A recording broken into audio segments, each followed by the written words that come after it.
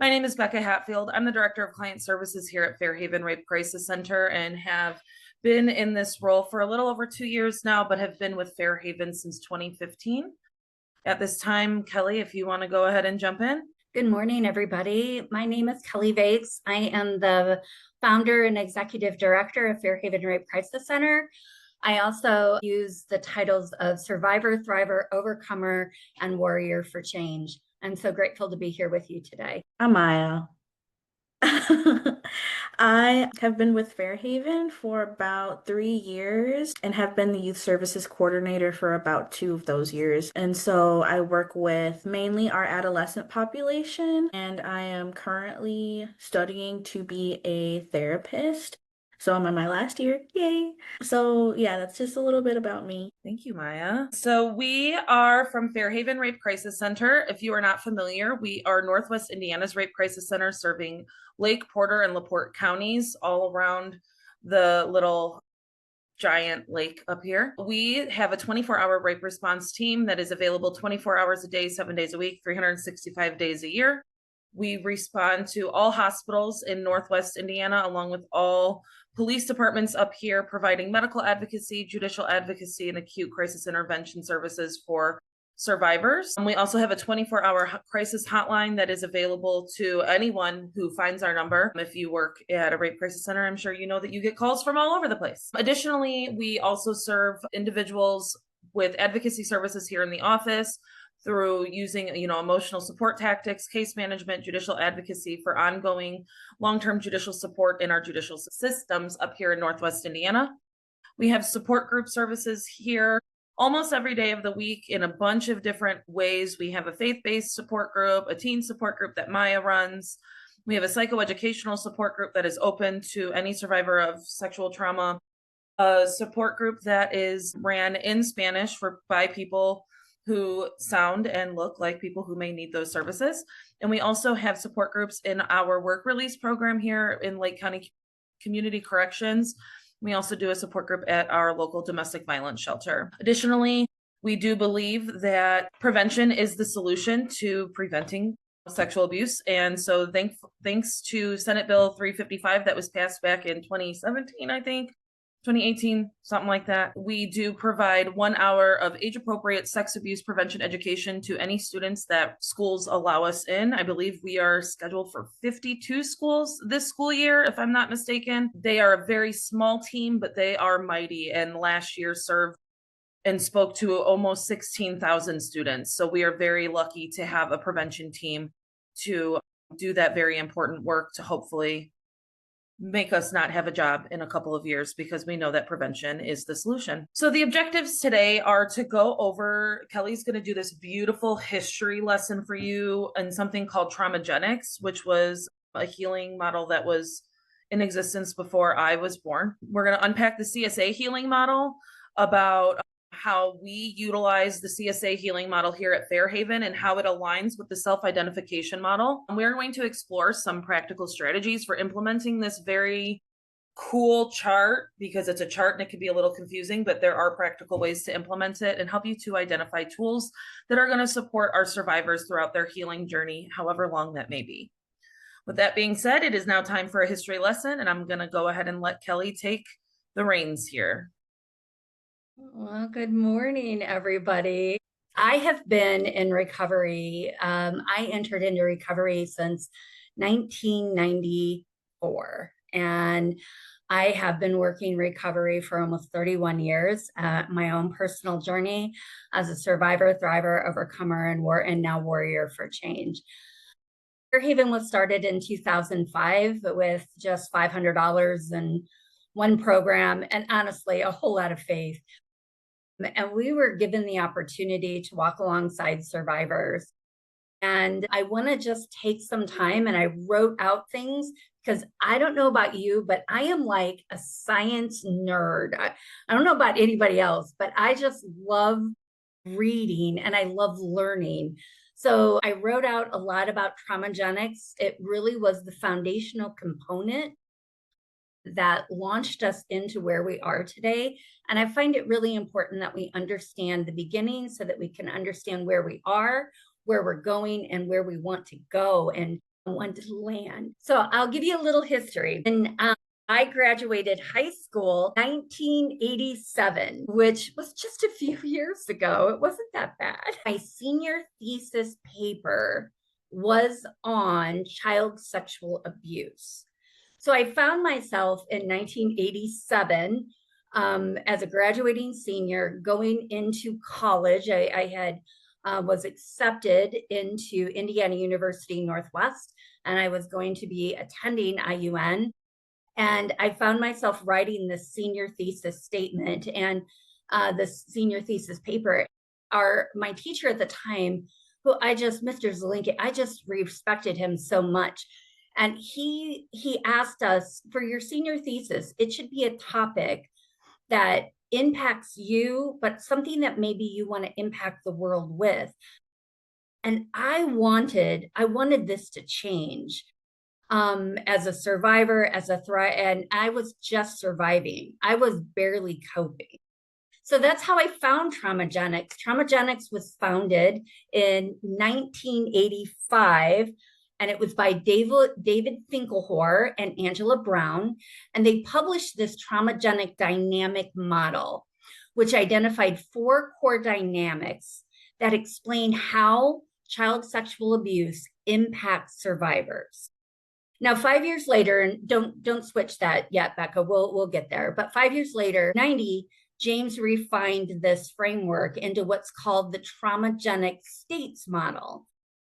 So the states model organizes the effects of the abuse into kind of broader states of being that survivors often live in and sometimes move in between throughout their healing and throughout their journey. So together, these models helped us understand both the impact of abuse and the ongoing realities survivors may carry with them. In 1980, these were the 4 traumagenics in the dynamic model. The first one was traumatic sexualization, basically distorted sexual development and boundaries. This occurs when a child learns about sexuality in a distorted or developmentally inappropriate way. So instead of discovering their body and sexuality on their own terms, their understanding is shaped by the abuse. And this can lead to things like confusion about boundaries or difficulty with intimacy or associating sex with fear or even shame. So for some survivors, it might also show up as sexual compulsivity or even avoidance. The second one, betrayal, was kind of mistrust of a caregiver, systems, and relationships. So CSA, child sexual abuse, usually involves betrayal because the abuser is often someone the child knows or the child trusted. It could be a family member, caregiver, we all know this, right? Teachers or community leader or pastor. And that betrayal can create deep mistrust of others and of systems that were supposed to protect them. So survivors may struggle with trusting relationships, definitely authority figures, or even their own sense of judgment.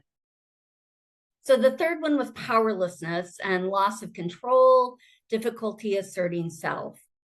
In abuse, a child learns that their body and their choices are controlled by somebody else. And that sense of helplessness can echo into adulthood, leaving survivors feeling like, man, they don't have any control over their own life. It might show up as anxiety or difficulty setting boundaries, or even avoiding situations where they feel certainly particularly vulnerable. And on the flip side, some survivors could try to over control their environment just to be able to somewhat regain something that was once taken from them. And then the last one identified by Finkelhor and Brown was stigmatization. So that's that shame, that guilt, and that internalized messaging and blame with child sexual abuse. Stigmatization refers to that shame and guilt of child sexual assault that survivors often carry. Abusers often reinforce this. And this is really interesting. We used to call this old tapes.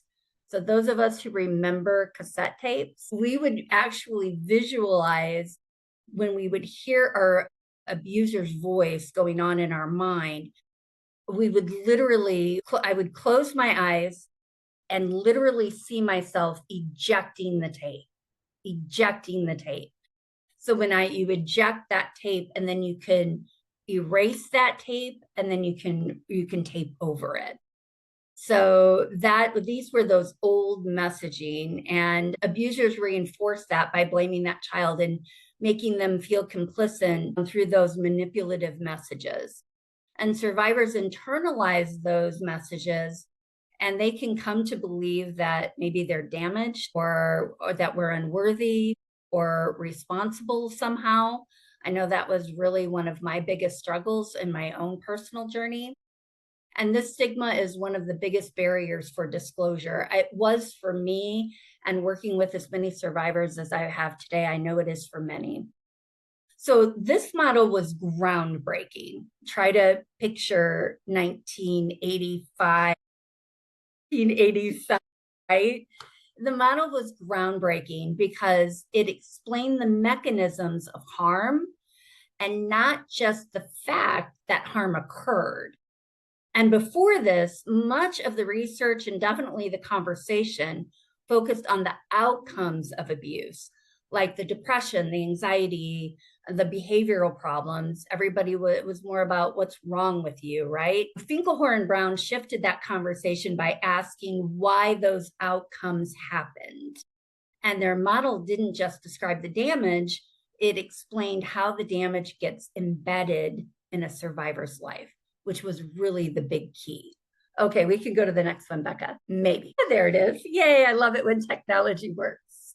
We're not in 1985 anymore. So this is the traumagenic states model. And the difference with this is when James introduced the traumagenic states model, it built on the earlier work by outlining 9 distinct psychological trauma states. This was significant because it provided a more detailed framework for understanding how abuse impacts survivors over time. So you can see that he left the same 4 in there that Finkelhor and Brown had done. And then he added self-blame, which is children often hold themselves responsible for the abuse and internalizing guilt and belief, and they somehow caused it or invited it. That was a big shift. We talked about powerlessness. We talked about loss and betrayal.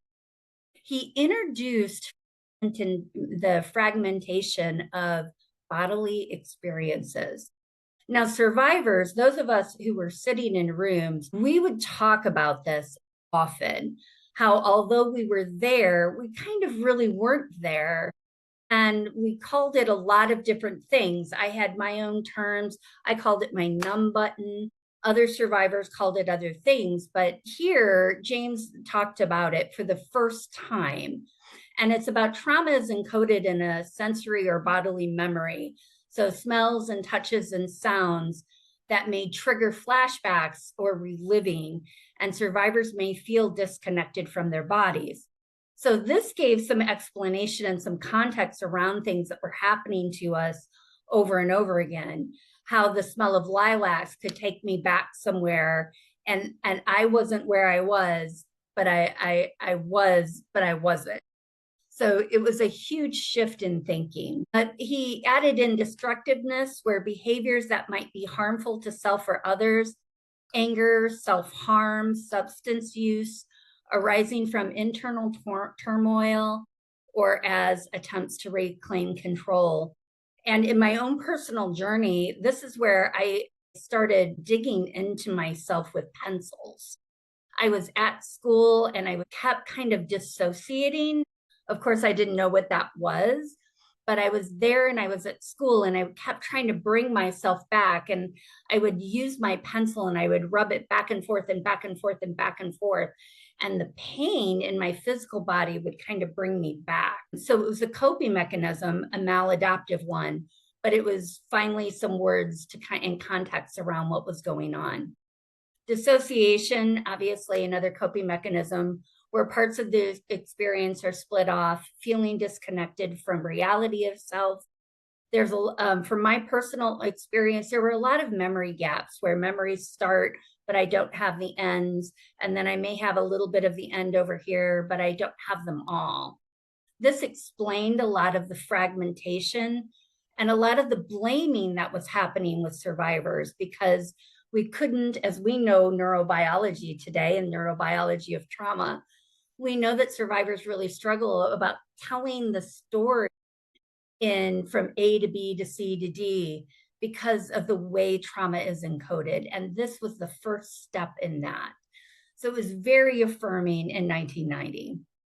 And for the very first time, he brought out attachment disorder and difficulties forming and maintaining trusting and safe relationships. So it was, these studies were really laying the framework and the groundwork that we needed to get to where we are today. So here's the key difference between the two models. I definitely want to compare them. Finkelhor and Brown describes the dynamics for mechanisms by which child sexual abuse harms children, okay? And then James reframed those impacts as states of being. So that's a big difference. The lived reality survivors often find themselves navigating long after the abuse has ended. So together, these models give us a fuller picture. The dynamics explain the harm, while the states describe the survivor's ongoing experience. And if I could take another minute or two, I'd like to tell you about a personal experience of mine. So I joined recovery, as I said, in 1994. And I was impacted by somebody that I had met, who just happened to be my biological father, who I had never met. I came in contact with him, and he was a recovering drug addict who had been in recovery for over 5 years. And he was a heroin addict. He came back from Vietnam with a heroin addiction, was homeless in Miami, Florida, lived underneath a loading dock. And one day he crawled out of that loading dock and he said, there's got to be a different way to live. And he found NA, he found recovery, and he found hope, healing, and a different life. So when I found him 5 years later, 1994, we met, and he said to me, for the very first time, we spent a couple of days together. He flew here from Miami, and I was inspired by him because I had never met anybody who had ever changed their life. Everyone that I knew was still kind of in that same pattern. If you keep doing what you've always done, you'll always get what you've always got. And I knew a lot of people who were walking around in insanity.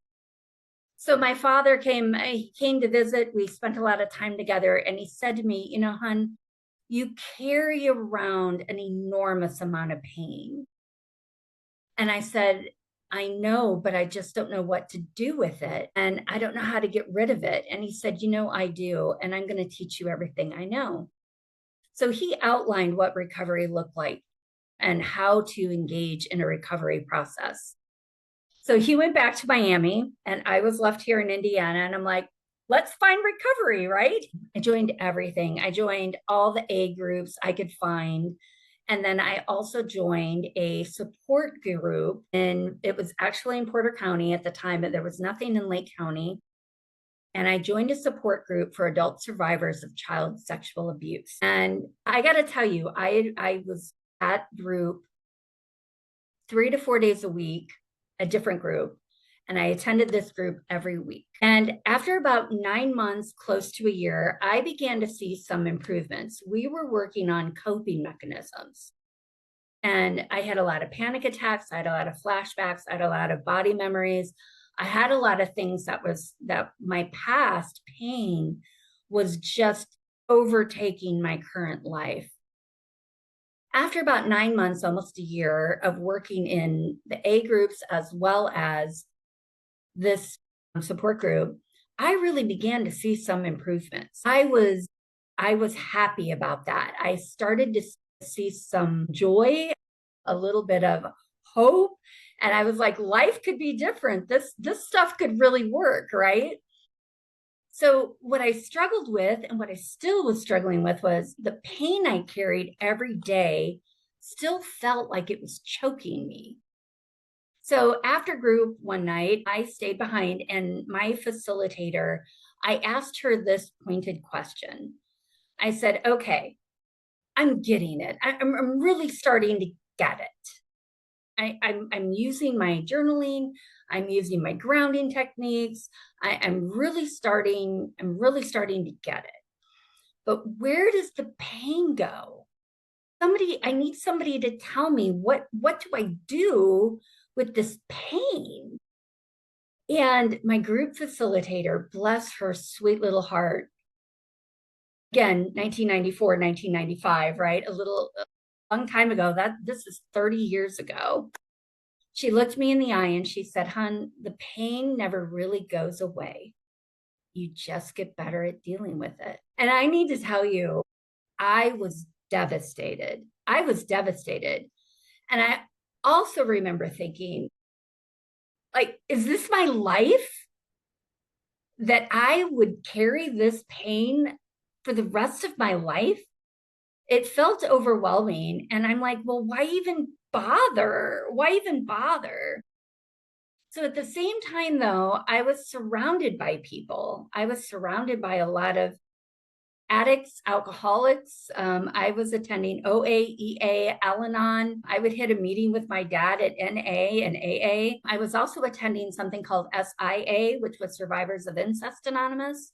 Those groups aren't around anymore today, which is kind of sad.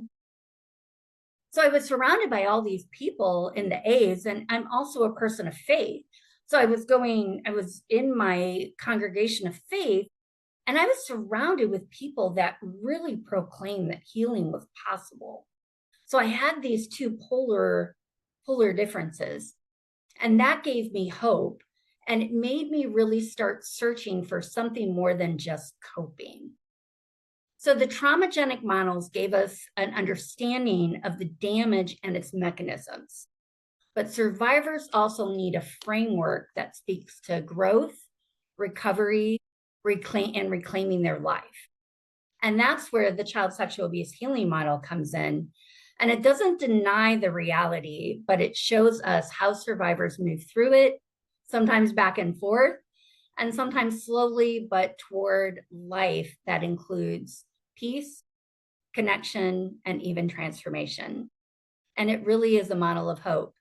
So with that, I'm going to throw it over to Becca and let you chat for a while. Thank you, Kelly. So that brings us to the child sex abuse healing model, which is what we're here to introduce today. This is a framework that has 4 stages and 5 domains, and it's a little confusing, so we're going to break it down for you. And this helps guide the survivor of, it is the child sex abuse healing model. I want to say that out loud, and it was created for adult survivors of childhood sexual abuse. However, here at Fairhaven, we use this for most of our survivors that come through our doors because of the overlap between the child sex abuse healing model and the self-identification model that we use here. So this helps kind of guide them through the recovery process. And it also helps us as advocates know how to help guide them through that process.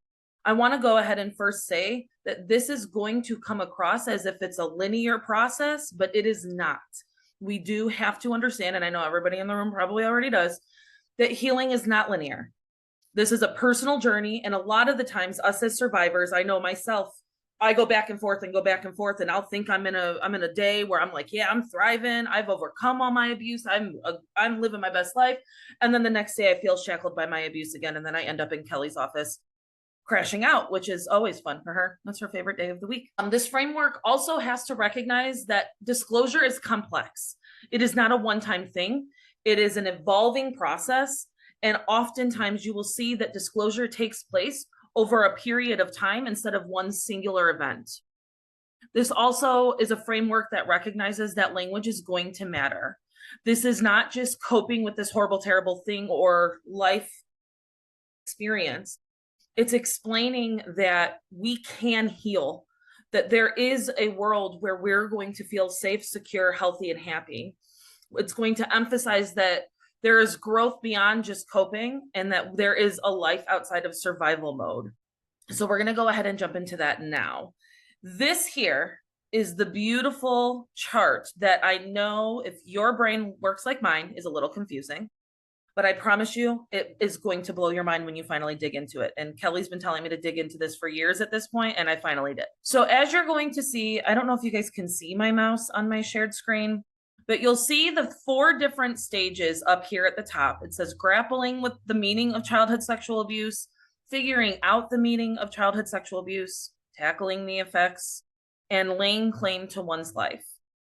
And as you can see, there are different domains down here on the left, which include life patterns, parenting, if we are a parent, the disclosure of the sexual abuse, your spirituality, and your I can never say that word, altruism. And if I'm saying it wrong, pretend I'm saying it right. So we're going to kind of break this down as we move forward throughout the different stages, and in those stages, kind of talk about what's happening in all of those different domains, okay? And while we're doing that, we're also going to be talking about the self-identification model that we use here at Fairhaven. So when Kelly introduced herself, she introduced herself as a victim, survivor, thriver, overcomer, and warrior for change. And this is a model that we've been using with our survivors for years at this point. One of the first things I learned when I was sitting in the chair next to Kelly during my volunteer training, 15, was that we never identify somebody as a victim or a survivor. We give that power completely to the individual who has been traumatized. But this model kind of takes it a step further. And what does it truly mean to be a victim or a survivor or a thriver? And as you can see, there are 4 identified stages that come from the International Perspective on Contemporary Developments of Victimology. And then we also added Warrior for Change a couple of years ago when we were working with our survivors through this process. We have the victim who accepts the facts and are trying to move out of the denial of this horrible, terrible thing happening to them.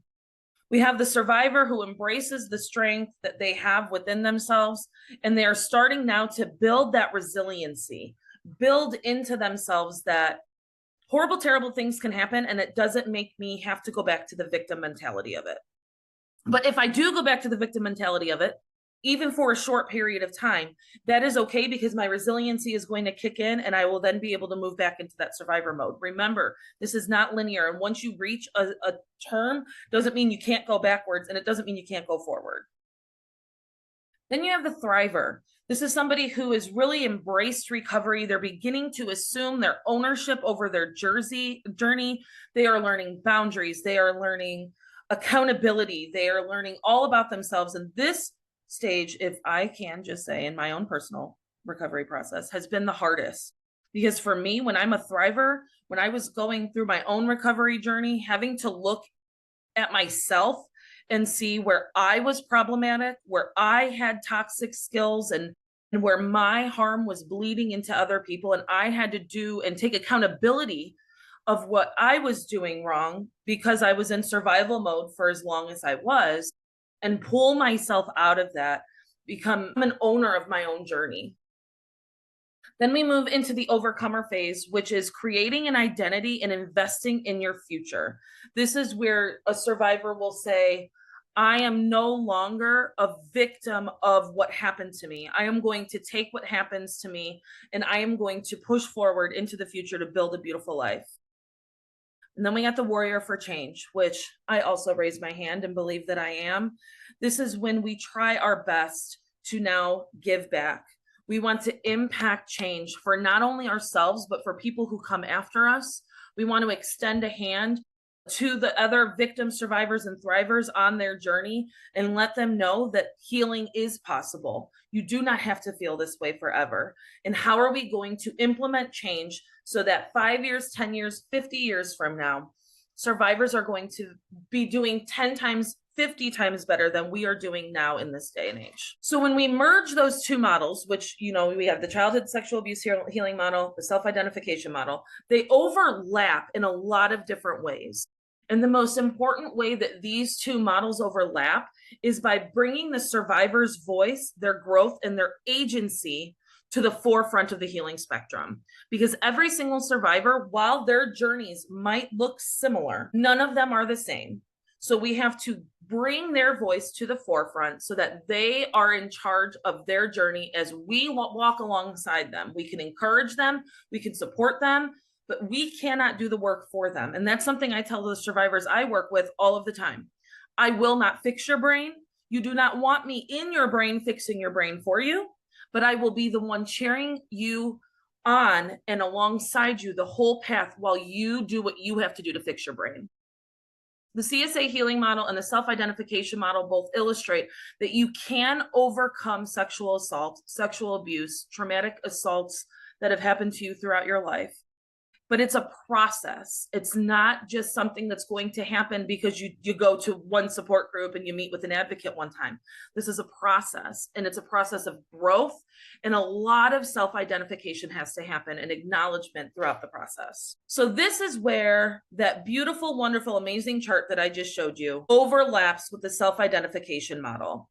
And as you can see, the stage 1, that grappling with the meaning of sexual abuse, is that victim stage. And in this stage, and I know we're going to kind of dive into it, those affirming messages are so important in every domain that we're going to speak about. This was not your fault. You are not to blame for what happened to you. I believe you. That type of language is so important during that first stage while this person is grappling with what has happened to them. Then we have the survivor phase, which is where that ongoing support comes on. They're trying to figure out what exactly happened to them. They're no longer feeling as if they're a victim of their circumstances, but now I've survived this abuse, and now what do I do with it? Where does the pain go? Like Kelly said, what do we do with this? We're trying to make sense of what happened to them. I no longer want to hurt anybody, because in the victim stage, hurt people hurt people. A lot of the times that bleeding out of the pain and the trauma that we have gone through accidentally does bleed onto the people that we love and care about. And a lot of the times we ourselves can have those toxic pieces of ourselves that we do not want in that survivor stage. That's me being able to recognize I am a person that I don't want to be, and I want to be better. I want to stop hurting myself, and I want to stop hurting other people. We move into the thriver stage, which is tackling those effects. This is when we are helping the survivors transcend from the child sexual abuse or the sexual abuse that they have gone through into moving into that overcomer stage. This is where they are going to be attempting to put up those boundaries and learning what healthy boundaries look like. You know, a lot of the times, at least in my history and my story, this looks like cutting off very toxic and unsafe and unhealthy people, recognizing red flags and recognizing the type of life that you want. I call it my happy bubble.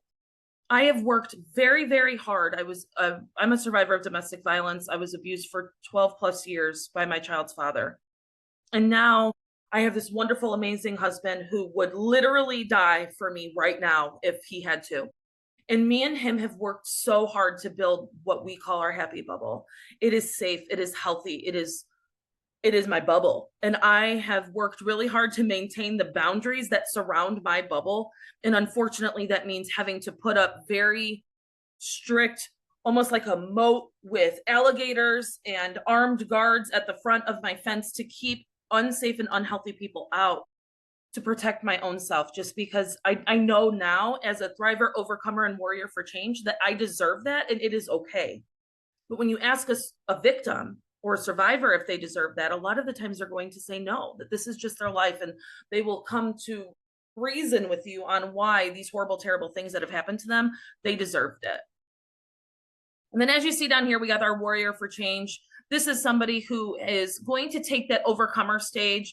They've stopped the cycle of abuse. They're now using their story to be empowered to help and stand along survivors. And now we are moving to address societal issues that are happening every single day. They're calling out abusers. They are bringing awareness to the topic of sexual abuse. They are sometimes getting into Facebook fights with people, which I don't recommend, but sometimes it just happens, guys. It just happens. But these are people who are really trying to stand alongside survivors so that from 5 years, 10 years, 50 years from now, it is better for them than it is today. And with that being said, I believe it is time to kick it on over to Miss Maya. Yes, it is. So, what we're doing here in the next few slides is really just unpacking and reviewing the things that we've been talking about because there has been a lot of information. And so the good thing is that a lot of the people in this space right now are already doing the good work. So the key takeaways for advocates is that again, healing is not linear. Survivors are going to move back and forth in between stages, and our job is to hold their hand while they're doing that. Be that helpful guide to normalize that it's okay if we slip a little bit. If we're feeling more like a victim today, that's okay, but how can I support you through that? And understanding that everybody's path is different.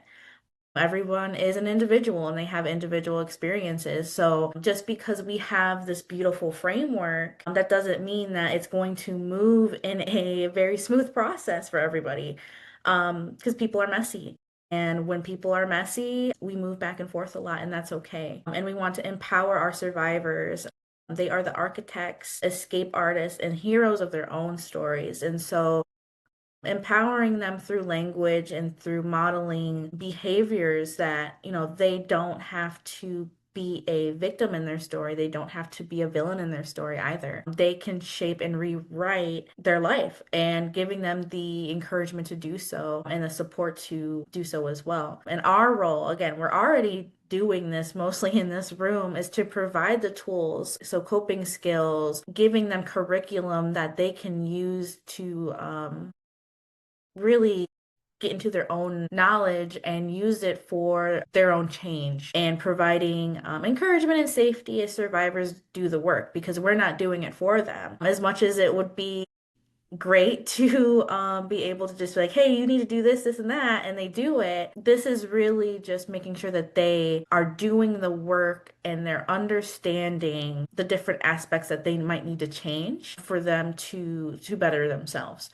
And then staying in our lane, and our lane in general is just, and we'll talk about this in the next slide, is the 6 factors that enable survivors to move on from one stage to the next. What are the things that they need to do to move from a victim to a survivor to a thriver? How do we do that? Because we can say that, but without the actual tools, it's just words. So you can go ahead and go to the next slide, please. So this is where we're going to talk about those enabling factors.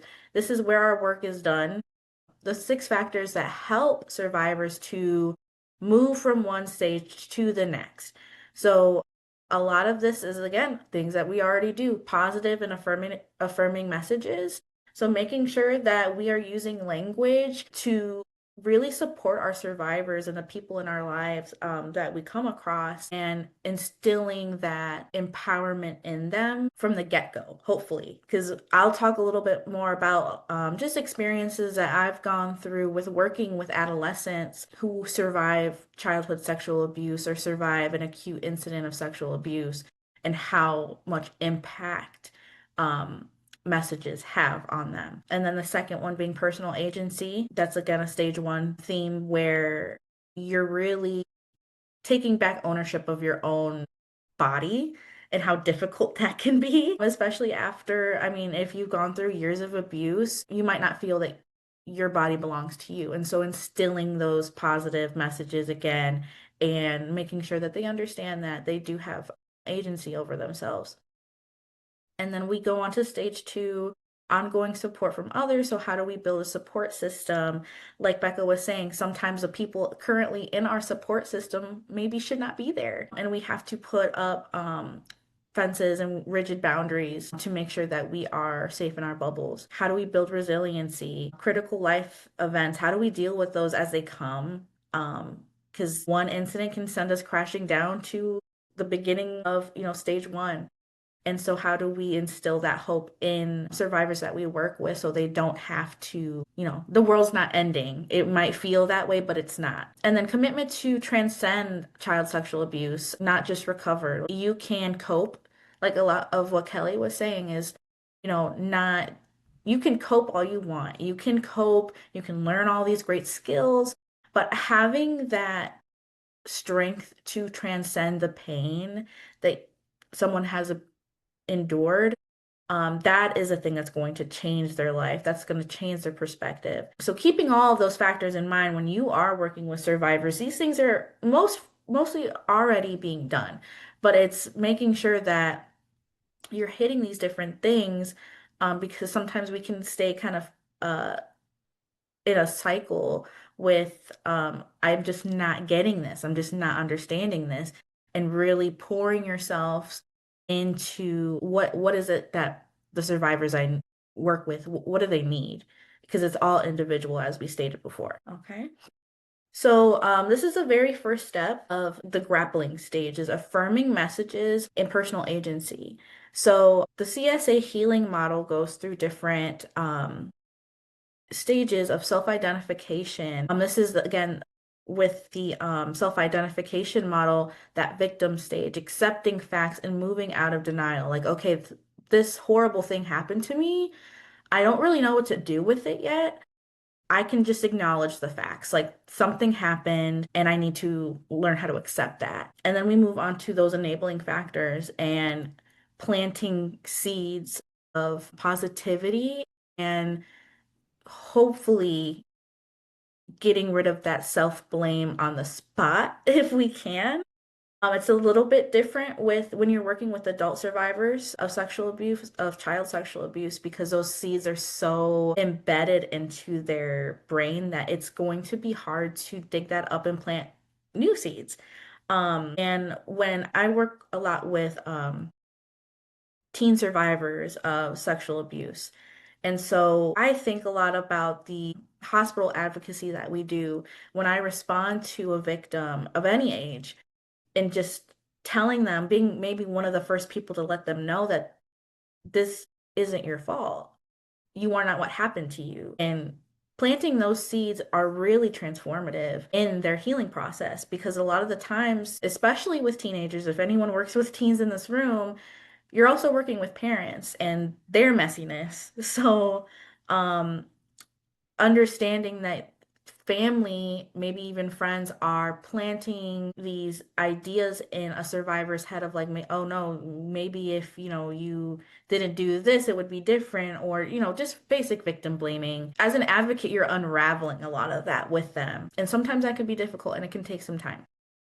So moving on to life patterns, living a troubled life, which a lot of survivors do. I know in Northwest Indiana, it's a very diverse area. And again, just working with teenagers, they come from a lot of different circumstances, and we cannot control that, unfortunately. So depending on where they're coming from, you have all these different factors that are going to affect them in their life, not just the sexual abuse. It could be an accumulation of different socioeconomic factors, or other, you can think of all the isms that might be affecting them as well. So how do we work with that alongside trying to make sure that they're getting the support they need through their sexual assault? It's a lot of different working pieces. And then parenting, I'm not a parent, but if I was a parent, it would be, as someone who's endured a lot of abuse, it would be really difficult to, as much as I want to not pass along abuse, again, it's those seeds that are so planted that it just needs to be gutted out. And so if you are working with parents, helping them understand that some of the things that they're saying to their kids might not be helpful. And that's really difficult conversation to have with parents, because they think they're right a lot of the time. So just having humble conversations of what are the messages that you're giving to your kids, and what does that look like? How are you modeling that through their lives? And then disclosure of child sexual abuse, keeping the child sexual abuse a secret, disclosing indirectly or indiscriminately. This is where, I mean, we see this a lot, and like we get a lot of disclosures at the schools that we go to. It's language. It's language is so powerful when you're given knowledge and language of like, oh, this is something that might have happened to me. That's heavy. So this is another like example of grappling stages of I'm finally having the words to say what happened to me or acknowledging that this happened to me. Spirituality, having no meaningful or comforting spiritual connection. Maybe they might question a lot of things about their faith. They might question a lot of things about whatever spirituality that they might believe in. And, obviously, when something horrible happens, you're allowed to question things, but some depending on, the faith that you have, it's a lot of moving pieces. And so making sure that if spirituality is something that's important to them, that they don't let go of that. And that yes, you're allowed to feel upset, you're allowed to question things. And as an advocate, you're the one instilling that hope is still possible. And then you can also do that through, we're in the altruism phase, being aware of the suffering of others, that you're not alone. You're not the only person that this has happened to. Yes, it is a horrible, terrible thing, but you're not alone in it. Even though it might feel that way, that's kind of where we move into those cognitive distortions of like, it's not a fact. It's just a feeling. And those can be really, really helpful things to work with a client. And then ending this slide with a quote from the study, a message from at least one person that the CSA they experienced was wrong and they were not to blame. These affirming messages were given by family members, friends, teachers, or clinicians. In some cases, the messages came from talk shows, public service announcements, or classroom discussions. Often, the messages had come many years after the abuse has ended. So think about, when I hear this quote, I think about, back to, the 80s and the 90s where we just didn't really have a lot of context for this. We didn't really have like movements that were validating survivor experiences. So just think about how the messages in the world are affecting your clients and making sure that they do have positive examples in their lives and that you as an advocate are planting those seeds of positivity and empowering them to be the best that they can be. So again, all about affirming messages and personal agency. We do this really well already. We're doing this probably every time we see a client, right? Like we're not victim blaming, we're believing them from the start. And especially, I guess, working with survivors that go to the hospital for a kit, we're kind of throwing that all on them. Like, this is not your fault. And really trying to nip those negative cognitions in the butt when they happen. Safety and stabilization. So we're creating a trustworthy environment to be seen, heard, and believed. Everyone, I know I can only speak for our staff here. We're literally trained to do this. Anytime someone walks into the building, we are showering them with respect and just love and making sure that they are being seen and heard, and that they do have voice and choice, empowering survivors to lead their own journey. This isn't an advocate's journey. This is not the journey of the criminal justice system. This is not, this is their journey, and they have the ability to rewrite their story if needed, if they feel that that would be helpful. And we can do that by implementing different things such as storytelling in sessions.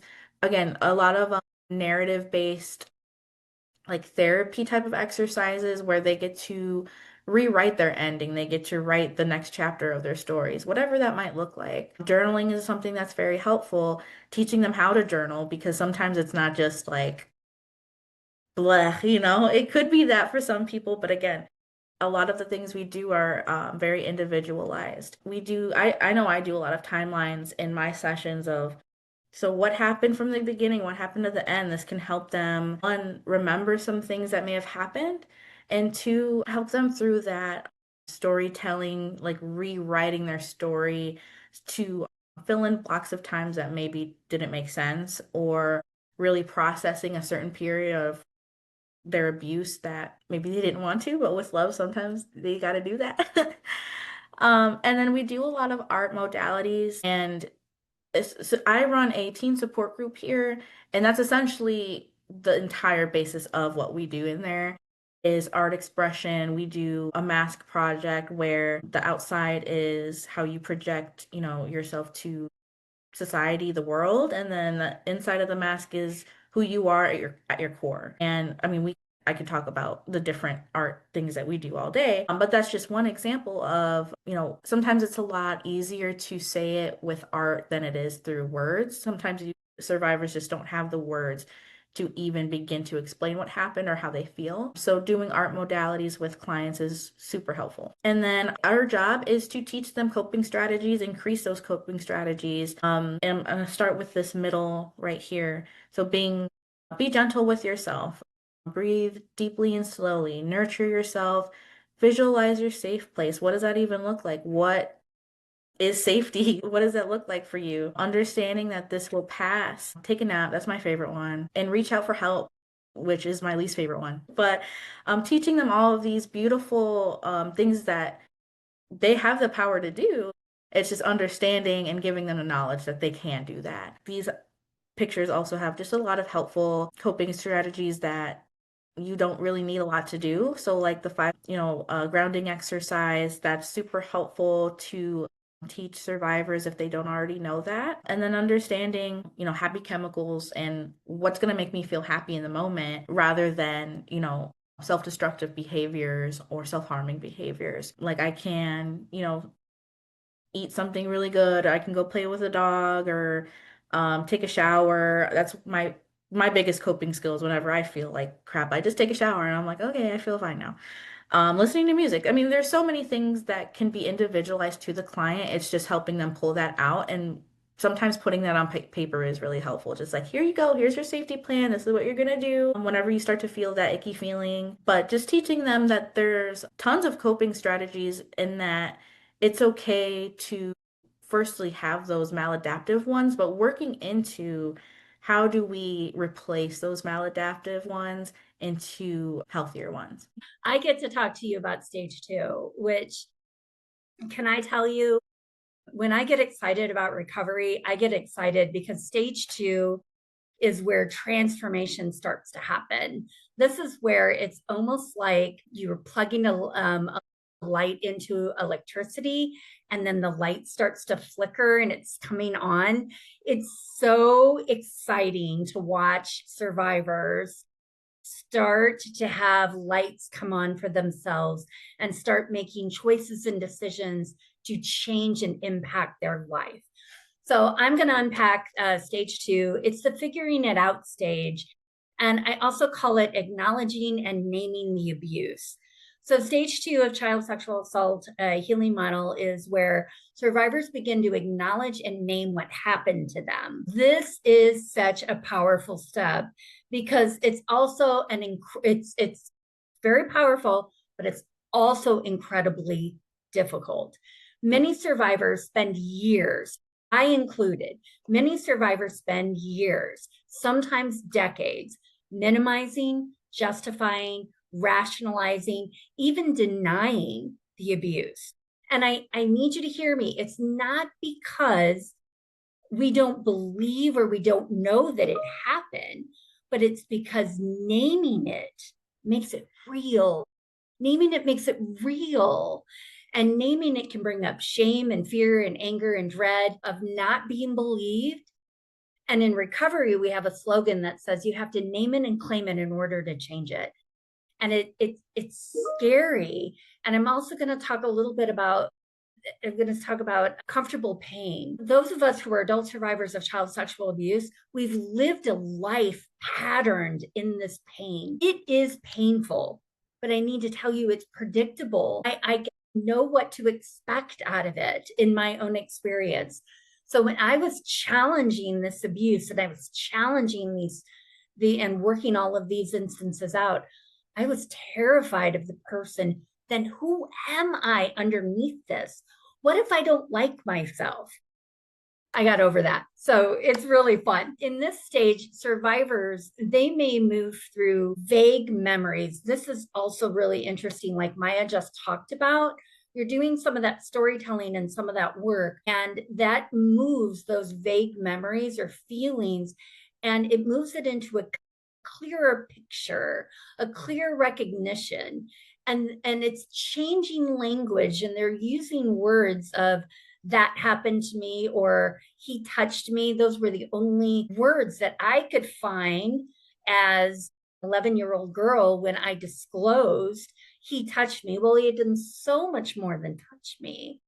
But this stage two, is where the words start to happen, and we start to name that and identify it and call it for what it is, such as abuse and molestation and rape.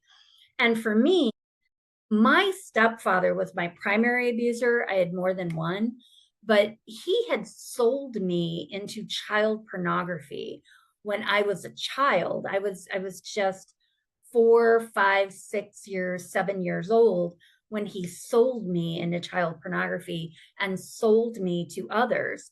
Now, in the 1970s, we didn't have a definition of sex trafficking. That definition didn't even exist. So here I am, years into my recovery, years into my advocacy, pulling apart and naming and claiming what's still happening. I telling my story, realized not only was that exploitation, which was a term I became very comfortable with, but that fits the definition of sex trafficking. So you can see this can continue to happen. So when you name it and you're using the correct language, that act of naming it, it's more than language. It's about taking ownership of the truth. Survivors are shifting from silence, and we're shifting to voice, and from secrecy to honesty. And that's a huge shift. And it's projected outwardly, but it starts inwardly. So for many of us, this is also when our emotions start to resurface, which is good and sometimes not so good. Pain, grief, betrayal, and sometimes rage, it can feel like a floodgate has opened. The process of remembering and naming can be destabilizing. And here's where advocates play a critical role. Our support groups and our individual support create a safety and a containment for survivors to do this really hard work. I know that we have some survivors that they're running to group every week. They're waiting to get to this is their spot. We do not own this building. They own this building. This is their space. So what also begins to emerge in stage 2 is the start of building community. It really is a beautiful thing. I used to say in my own process, I used to wall others out to keep myself safe. But when I walled everybody out, I walled myself in. And the very thing that I used to protect me, it could suffocate me and hurt me and isolate me. So this community, survivors may often, for the very first time, share their story, not just with an advocate, but with other trusted people. So close friends or in their support group, other survivors. That sense of being heard and believed helps break that isolation. And healing begins to move from something carried alone to something shared in a safe and supportive relationships. It really is beautiful. I am pro support groups. I'm all about survivors should be in a support group because it shifts their understanding and reality. Their choice, but I got to tell you, from my experience, changed my life. It's important to remember that in this stage, again, it's not linear. We're going to say this over and over again. Survivors may acknowledge the abuse one day, and then they're going to doubt themselves the next. They may need to circle back again and again before it sticks. Our job is not to push, but it's just to validate, to remind them what you experienced matters, your truth is real, and you're not alone. So step 2 is painful, but it's also the beginning of reclaiming power. And once the survivor names what happens, the abuse no longer defines them. Becca, can you shift to the next one, please? So again, I think in our rape crisis centers, I think we're already doing this work really, really well. This stage is all about boundaries and connections. And I want to really encourage everyone to hear me when I say the shift comes from the inside out, not the outside in. Can't push somebody into this just because we think they're ready. This shift comes from within. I'm big on drafting identity statements, learning new information, identifying those distorted thinking patterns, facts versus feelings, and beginning to practice prayer and meditation. Becca, could you flip? So we are known for our support groups. We run support groups several in a day on a couple of days and every day of the week.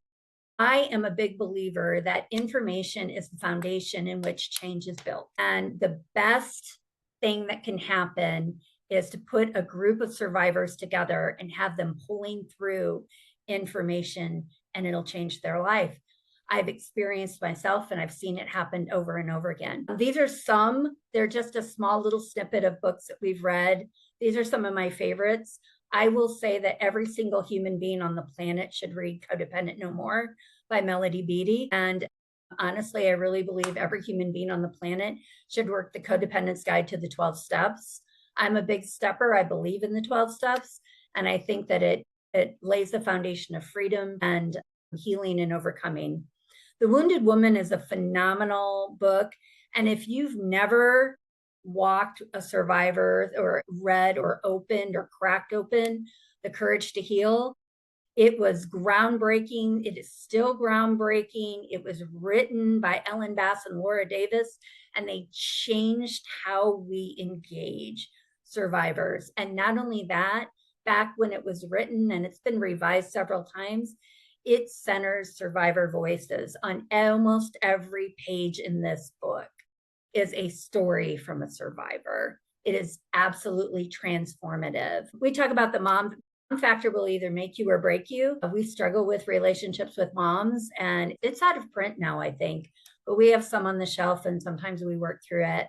But these are just a handful of curriculums. We could share a list of more that we use. I just want to say this to you. I want to say, you're not a squirrel.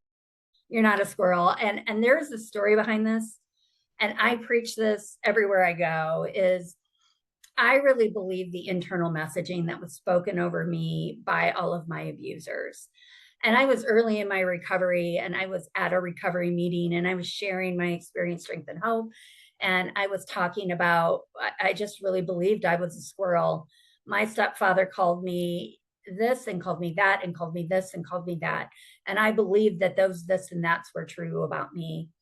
And I shared them in this meeting. And at the end of the meeting, another sister who was also a survivor and a little farther ahead in this journey than I was, came up to me and looked at me and said, "Kelly, you're not a squirrel." And I looked at her and she goes, "Think about it. I'm going to call you a squirrel. Are you a squirrel? You're a squirrel, Kelly. You're a squirrel." And I was dumbfounded. I was a little puzzled. I'm like, this woman's losing her mind a little bit. She's a little cray-cray. And she's like, you're not a squirrel.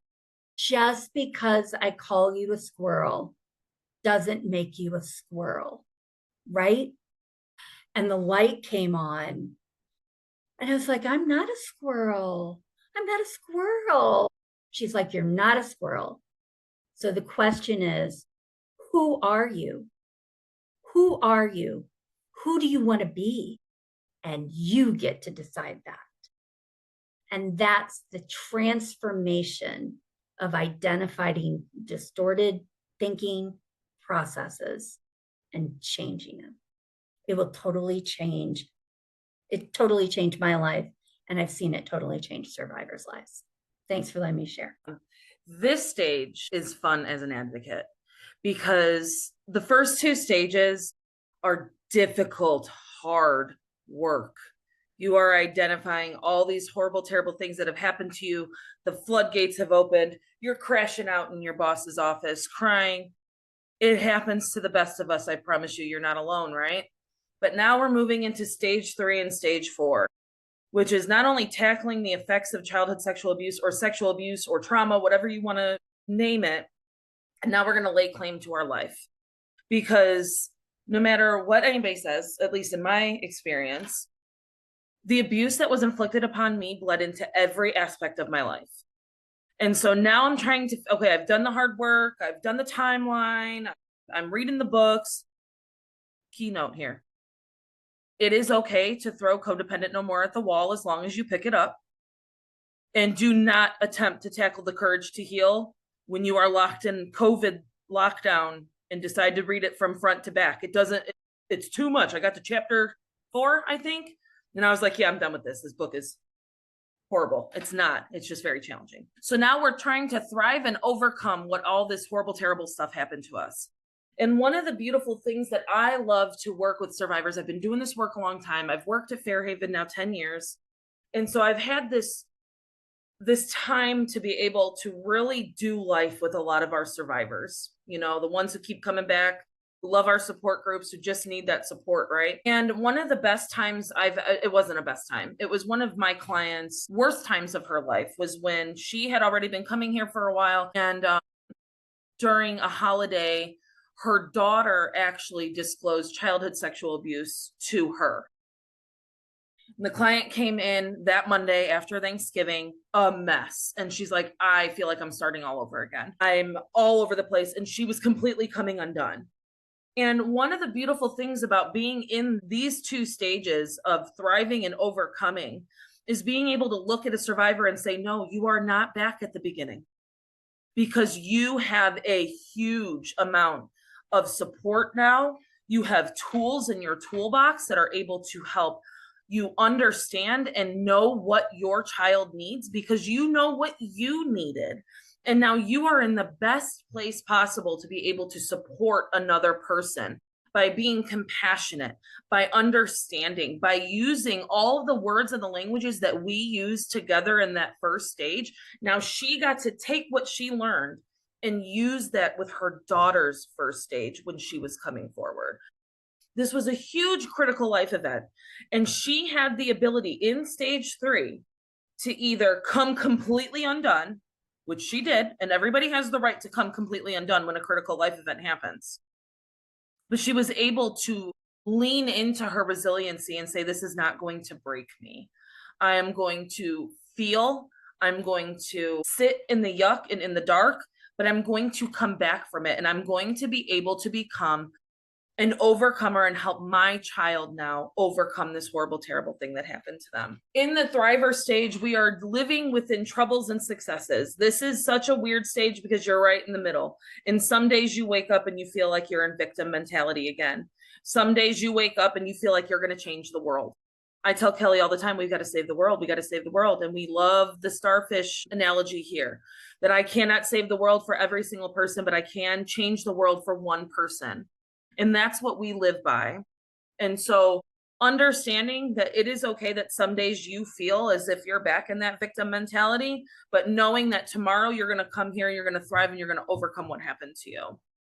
This is when a lot of the times we start understanding how childhood sexual abuse, we can pull from that and use it as strengths to understand and discuss abuse to pass on the wisdom that we have learned. This is where support groups are beautiful. I have been in and out of every single support group we run here at Fairhaven. And one of my favorites that I've ran is actually our adolescent group that Maya has the privilege of running now. And, you know, our adolescent group is 12 to 18, which are, if you think about a 12-year-old and an 18-year-old, they're in two very different stages of life, right? But what's really beautiful is when we have somebody who comes in and starts coming to support group, you know, 12, 13, 14, and then now they're 14, 15, 16, and a new person comes in.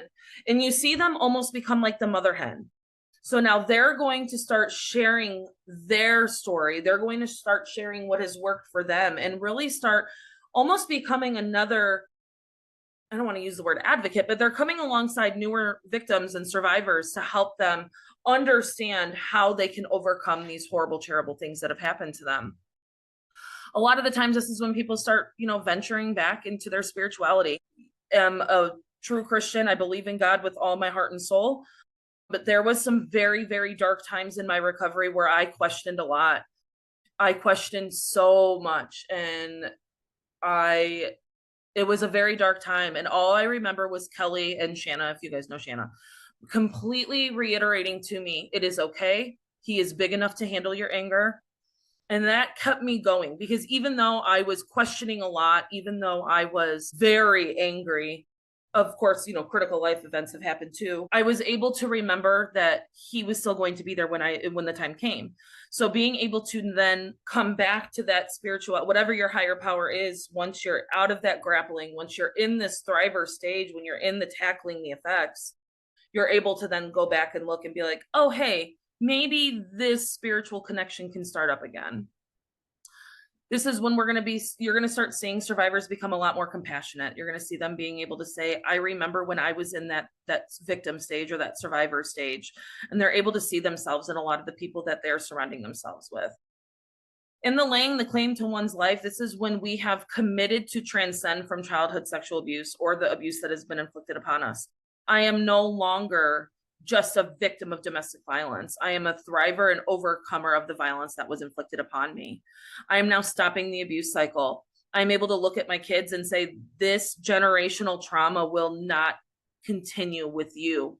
I was able to break that cycle. My abuser's family, every single person in his family, every woman had been abused. When I disclosed abuse to his family, I was told to buckle up. He's just like his dad.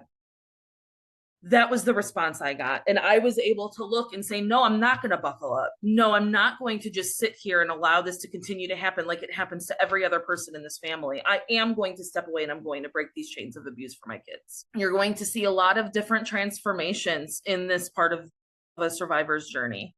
And a lot of the times, this is when we're going to start engaging in warrior for change type momentum. A lot of the times our survivors come back and say, I want to be an advocate. Teach me. What can I do? How do I get involved? You'll see our survivors that we've worked with for a very long time now participating. We have a Survivor Alliance Council, and those women, I love them, but man, do they drive me crazy. But I love that they drive me crazy because they have become owners of their story, their experience, and their life. And they are here at the table to make it better for other survivors when they come forward to Fairhaven. You see them participating and leading different parts of the support group. They participate in our events and they come and support and try to give back so that they can show and live that life of giving back and becoming a person who is going to help change the perspective of what it means to be a victim in our community. Ooh, these are a lot of words. All right, critical life events are inevitable. They're going to happen. For survivors who have begun healing, the way they respond to these challenges are either going to deepen how they are transcending the abuse that has happened to them, or it's going to disrupt them.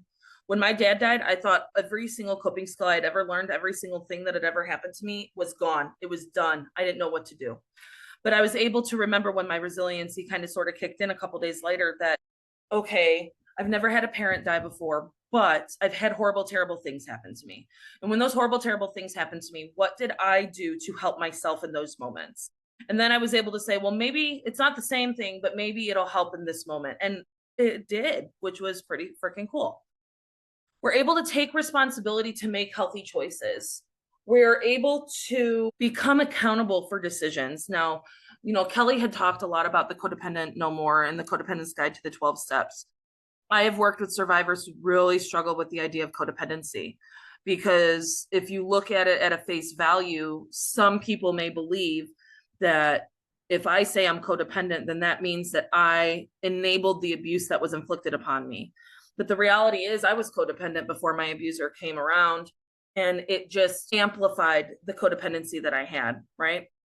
So after I had grappled, after I had done all that hard work, I had to really become accountable to, I am not liking the person that I am right now. I am not liking the person that this abuse turned me into. And now I need to take accountability for that and change the patterns that are in my life that I know that no longer serve me or that were created out of survival mode. And when you're in survival mode for such a long time, that takes a lot of work. My therapist is currently changing my life because of it. So some practical implementation is to go back to the basics first. Remember, if you are dealing with a critical life event that is going along with our survivors, they're going to come undone. We have to go back to the beginning. What are our coping skills?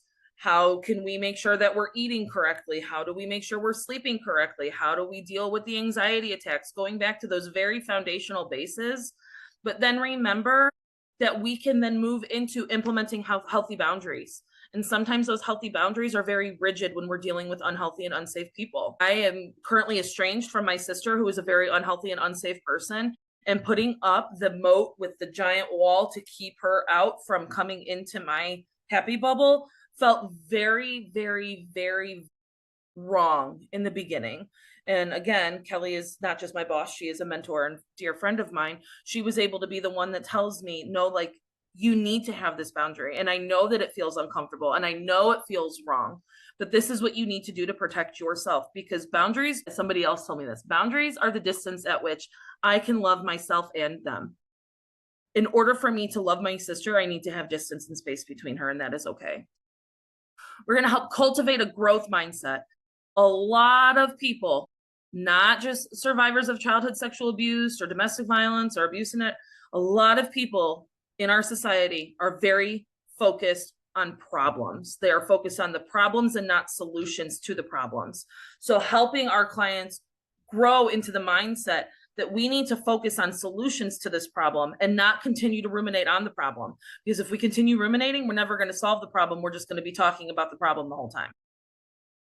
We want to believe and live in the identity statements that I am strong, I am brave, all those beautiful, wonderful, amazing affirmations. I tell clients all the time, I'm a Post-it girly through and through. Put them on Post-its throughout your rooms, through your house, on your mirror, whatever that looks like, to remind yourself that you are not a victim of what happened to you. You are this powerful, amazing human. And by doing this, we're going to be able to help them walk out with acceptance, surrender, and peace, which is what this beautiful slide is all about. Reminding them that today is a bad day and tomorrow might be a bad day, but it's not going to be bad forever. And reminding them that if another bad day comes, that you have survived all of the bad days in the past and you will survive this one too. But this time you're going to have the ability to look at the tools that you have now encoded in your muscle memory, almost like my body. I don't even have to tell it to take a deep breath. It just does when I start being anxious now. There are some things that as you work through this recovery process just become natural. And there are days when I have to tell myself, okay, you know what? It's a bad day. I'm going to go home and eat my greasy, gross pepperoni pizza and snuggle my insane terror of a dog who's a toddler and lay in bed in a horizontal way and watch Friends. And that is okay, because tomorrow I'm going to get up and fight the good fight again. As long as you're bouncing back and you're not eating the gross, greasy pepperoni pizza 7 days a week, that is okay. And I remember, we're talking about these critical life events that happen. And when my dad died, I remember on the second day I was still laying in bed. And on the third day, my husband came in. He's like, all right, enough is enough. We're getting up. And I was like, no, we ain't. My dad just died. I'm laying in this bed. And he was like, no, we're getting up. We're going to the store. He took me, I think it was Cabela's. He made me get decent and put on real clothes, not stained jammies. And he made me get out of bed and go into the sun, and made me go to the store, I think he even bought me something, I don't remember, just to get out. And it was kind of like my body's reset of, okay, I know you want to lay in bed because that is how you've historically coped with horrible, terrible things. But now on day 3, it's no longer healthy. It's no longer supporting what I need. All right, we're just about out of time. So I'm going to move quickly from Kelly to your last slide. Well, I'm going to wrap up by saying I wanted to talk just from one warrior to another. When I started this journey, we didn't have language that supported survivors in leadership.